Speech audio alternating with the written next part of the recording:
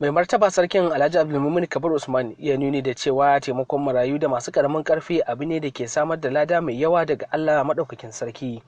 Ya buƙaci masu hannu da shuni a cikin al'umma su ƙara ba da gudunmuwarsu domin ganin an kyautata rayuwar masu karamin karfi. Alhaji Abdulmuminu Kabir Usman ya bayyana farin cikinsa akan aikace-aikacen da gidauniyar ke gudanarwa domin tallafawa marayu da marasa galihu a cikin al'umma. To shi za a ta sama a saman ma matasa abin yi, shi kaɗai zai kula ne wannan.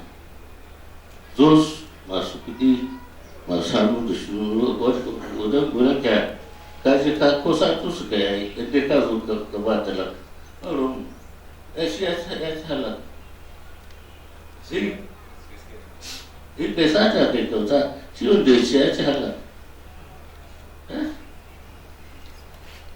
Amma in san sata ka yi ansa ya ci halaka.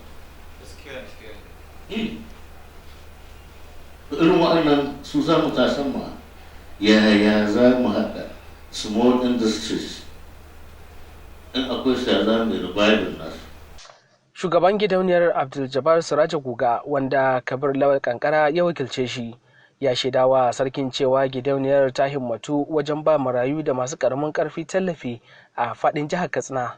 Ya kuma bayyana cewa gidauniyar tana da shirin tallafawa marayu 660 nan da ƙarshen shekara. Nan lokacin da azumi ya gabato an tara marayu a wannan zone na Funtuwa, ita wannan kungiya ta ba su abinci da abin sha da ɗan tallafi na abin masarufi.